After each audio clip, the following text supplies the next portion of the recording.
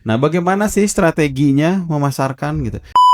Rumah sakit mana nih yang membutuhkan pendampingan? Contoh, misalkan rumah sakit yang memiliki layanan-layanan hemodialisa, ada MOU mungkin dengan puskesmas bisa dilakukan gitu ya.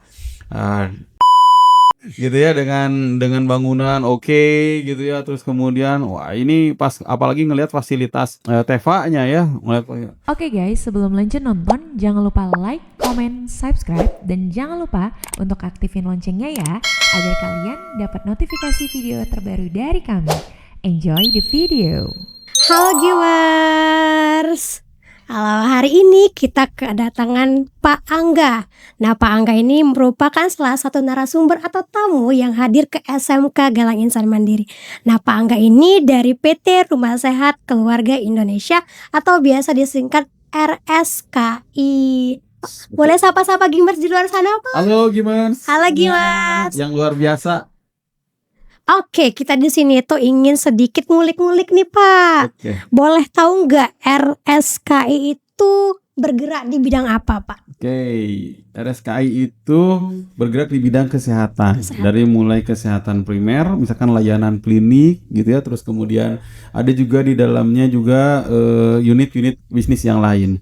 Misalkan kecantikan, baby spa, terus kemudian caregiving ada di dalamnya gitu. Caregiving ya, Pak. Yes. Nah, sama halnya dengan SMK Galang Insan Mandiri, saat ini kita sedang membangun salah satu tempat senior nih, Pak. Yes. Ya, TEVA kita ada yang bergerak di caregiving. Caregiving. Oke, nah kita ingin minta dong Pak tips and triknya nih Oke. dalam membangun suatu bisnis caregiver untuk teaching factory-nya kita.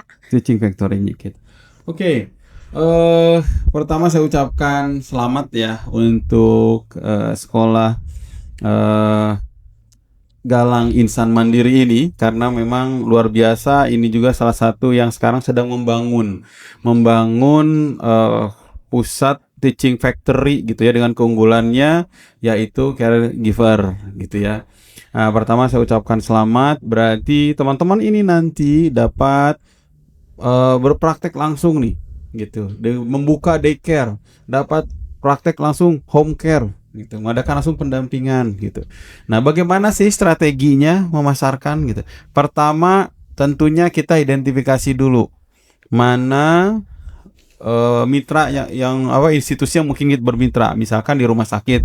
Rumah sakit mana nih yang membutuhkan pendampingan? Contoh, misalkan rumah sakit yang memiliki layanan-layanan hemodialisa gitu ya, terus kemudian memiliki layanan kemoterapi. Ini pasien-pasien ini membutuhkan pendamping. Nggak semua keluarga bisa mendampingi dengan kesibukannya. Maka, tentunya kalau nanti di Binjai ini berjalan, ada tempat untuk menyampaikan informasi, dan kita ada jasa untuk menjadi pendamping orang sakit gitu ya. Nah, maka strateginya apa? Berarti ada MOU dengan rumah sakit. Ada MOU mungkin dengan puskesmas bisa dilakukan gitu ya. Kemudian dengan desa ada. Misalkan kita ikut masuk di dalam posyandu berkegiatan gitu ya. Maka mereka akan kenal dengan kita, karena yang penting pertama awareness dulu. Orang-orang aware gitu bahwa di GIM ini ada layanan untuk senior. Ya, jadi kita nyebut lansia itu kadang senior gitu ya, itu lebih lebih hangat gitu ya, Pak. hangat gitu Kekeluargaan gitu ya. Betul, senior gitu ya. Untuk yang senior ini ada layanannya gitu. Dikenalkan dulu. Gitu ya, dikenalkan, buat branding di depan bahwa kita ada layanan senior gitu ya, senior care misalkan gitu ya. Nah, begitupun ke target-target mitra kita. Kenalkan dulu. Selanjutnya sampaikan layanannya apa gitu. Sehingga akan ada proses mereka menilai, melihat ketika ada keluarga yang menanyakan ada nggak yang bisa menemani senior misalkan gitu ya, orang tua yang sedang sakit karena kami harus pulang dulu. Maka disitulah peran kita gitu. Jadi rumah sakit nanti akan telepon ke sini, atau mungkin juga rumah sakit akan bilang, ini silahkan hubungi ini ada layanan caregiver gitu. Maka kita bisa nanti menjadwalkan atau langsung mengirimkan siswa kita, tapi tentunya ada konfirmasi dulu ya dari caregiver kita, dikonfirmasi dulu, dicek dulu identitas segala macam, kondisi seniornya seperti apa. Begitu. Salah satunya menumbuhkan sifat awareness tadi ya Pak. Yes. Nah, awareness itu bisa kita sebarkan melalui sosial media atau hanya mulut ke mulut Pak? Itu bisa macam-macam. Ada yang secara langsung, misalkan dengan brosur atau ikut expo atau ikut pameran-pameran gitu ya. Terus kemudian ada yang menggunakan medsos. Media sosial ini luar biasa gitu ya, berpengaruh gitu ya. Nah, media sosial sendiri ini teman-teman bisa menggunakan dua cara. Misalkan dengan yang organik gitu ya, yang free traffic atau yang berbayar gitu. Yang organik gitu ya, yang free traffic itu contoh misalkan story, WhatsApp story, kemudian IG story, terus Facebook story, yang lebih keren lagi pakai Reels. Karena Reels itu tanpa dia nggak follow juga orang bisa lihat gitu. Nah, ini yang free traffic gitu. Berarti kita harus menggunakan channel yang banyak, atau kadang biasa disebut omni channel. Ya, jadi institusi ini atau misalkan pusat caregivernya ini gitu, game caregivernya ini berarti dia punya di Facebook ada, IG ada, TikTok ada, YouTube iya gitu. Dan jika memungkinkan kalau ada Twitter juga boleh. Tapi gaya setiap medsos ini beda-beda. Beda-beda gitu ya. Dan ini perlu orang yang concern untuk ngurusin ini gitu, khususnya untuk marketingnya gitu ya. Karena kita pakai free traffic. Kalau yang paid promote misalkan ya pakai ads gitu, Google Ads atau Meta Ads gitu. Ini juga oke, karena kita bisa tertarget. Kita bisa mentarget misalkan keluarga yang memiliki lansia, wilayah Binjai atau yang sekitarnya gitu kan. Terus apalagi keluarga dengan pernah mengalami stroke, keluarga dengan pernah atau pasien hemodialisa gitu. Nah, itu bisa dipilah gitu ketika kita paid promo. Ya. Nah, sehingga ketika misalkan itu diklik, maka promosi terjadi dan akan lebih oke kalau di 14 hari berturut-turut. Gitu. 14 hari berturut-turut. Itu kalau besarannya ya tergantung Paid promonya. Budget kita ya. Gitu. Yang jelas berdasarkan algoritmanya supaya dia bisa menjadi suatu consideration gitu ya, seseorang bisa menjadi berpikir oh ini oke juga ya, oh misalkan gitu ya, bukan jadi awareness lagi tetapi sudah consideration gitu, itu di 14 hari. Maka orang-orang yang sesuai dengan pemilihan kriteria kita tadi, maka dia akan terus ditampilkan gitu algoritmanya gitu ya. Nah, apa namanya ini tadi ya, bisa secara langsung, bisa pakai secara digital gitu ya, menggunakan media sosial. Dan tentunya tampilan kita juga harus terlihat. Tampilan. Jadi dari depan juga harus terlihat nih, oh ini tempatnya, oh ini cakep tempatnya ini gitu. Orang yang lihat mungkin bukan dia gitu, nanti yang akan menggunakan fasilitas kita, jasa kita. Tetapi ketika ada orang lain yang butuh jasa itu, maka dia akan salah satu menjadi sponsornya dia ya, sponsor, promotor, mempromosikan. Udah kesana aja gitu.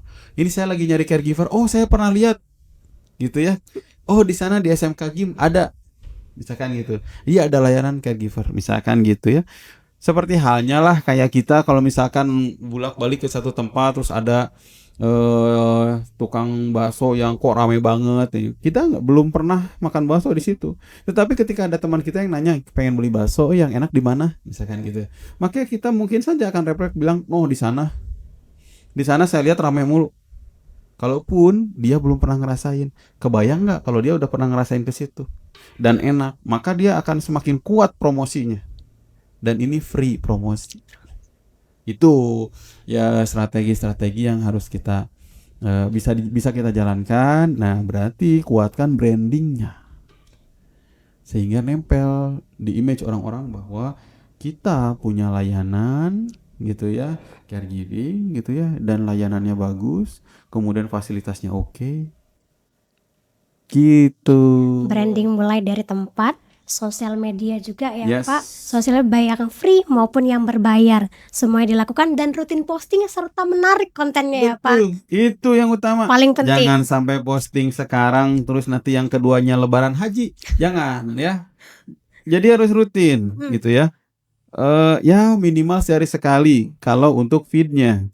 Kalau untuk story itu sehari 3 kali lah Sehari 3 kali. gitu ya. Karena kalau terlalu sering juga membebani yang membuat gitu ya. Membebani yang membuat juga kadang kalau misalkan terlalu banyak ada orang yang skip juga. Terlalu banyak yang apalagi kalau misalnya titik-titik gitu ya di WA story dia sampai dia posting kebanyakan itu bikin males. Cukup 3 aja, tetapi di jam penting. Di jam rame. Iya. Bangun tidur jam 5, biasanya jam 5 jam 6. Jadi kalau telat kan Pak, enggak kita kan kerja jam 8. Oke, enggak apa-apa jam 8. Lately jam 9 orang pasti setelah baru masuk kerja jam 9 istirahat buka medsos. Terus kemudian di jam 11 karena jam 12 itu jam istirahat. Dia akan buka medsos. Sore di jam 5 karena jam 6 sudah nyampe rumah, pulang kerja cek gitu. Itu jam-jam oke banget buat posting. Selain konten, pelajari jamnya juga ya Pak. Jam Yes. tayangnya itu sangat penting. Itu penting. Biar orang bisa lihat. Oke. Nah, kita sekarang tanya-tanya pasal pengalaman datang ke SMK Galang Insan Mandiri. oke. Gimana nih Pak first impressionnya sampai ke SMK Galang Insan Mandiri? Oke. Pertama masuk ya lihat depannya aja ini udah luar biasa nih. Bangunan megah, terus ada tulisan SMK Teaching Factory, SMK Galang Insan Mandiri. Ini luar biasa gitu ya. Ini kalau saya lihat berarti ini sekolah berkomitmen. Gitu ya, komitmen luar biasa antara yayasan dan tentunya pengelola pendidikan ya, dan dipimpin oleh kepala sekolah. Berarti ini hebat, ini luar biasa gitu. Maka saya bilang wah ini sudah luar biasa dan tentunya ini akan maju. Berarti dengan sudah begini apalagi pas lihat akreditasinya unggul, ya kan? Komitmen sudah luar biasa. Jadi impress banget ya. Gitu ya dengan bangunan oke gitu ya, terus kemudian wah ini pas apalagi ngelihat fasilitas di Teva-nya ya, jadi Gimers yang di luar sana perlu deh masuk ke sini, coba cek lihat fasilitasnya, ini oke banget gitu ya, ini oke banget. Yang teman-teman yang punya adik kecil, kita di sini ada baby spa-nya gitu ya, fasilitasnya oke banget gitu ya. Dilihat aja dulu, datang ke sini cek tempatnya, ini pasti ada rasanya, wih ini keren banget ini gitu ya. Jadi itu impresi saya, silakan coba aja datang ke sini, impresinya pasti aura positifnya pasti terasa lah. Gitu. Kita tunggu kedatangan Gimbers ke sini ya Pak. Yes. Untuk teman-teman Gimers yang di luar sana ya, datang ke sini. Kalau untuk yang siswa Gimersnya yang belum masuk ke sini, kalau bahasa Sunda kacida. Kacida. Gitu ya, berlebihan sekali nggak masuk ke ruangan yang bagus ini. Coba aja cek ya. Ini pasti akan kalau nggak punya adik yang kecil, dia akan merekomendasikan ke teman yang lain. Kalau mau baby spa, datang aja ke sini, gitu ya. Kalau mau daycare, punya orang Adik kecil ya, orang tuanya bekerja, ya bapak ibu yang bekerja resah nyari yang menunggu ya. Di sini ada daycare, ini cocok sekali. Tempatnya oke, fasilitas oke, tenaganya terlatih. Worth it lah untuk dicoba datang ke sini. Jangan sampai ketinggalan ya kan Pak. Ya. Jangan sampai ketinggalan, datang langsung, lihat langsung SMK Galang Insan Mandiri. Oke, terima kasih Pak Angga. Siap, Hari ini sampai di sini dulu bincang-bincang kita Gimers bersama Pak Angga. Next time nanti kita bincang-bincang lagi dengan Pak Angga. See you.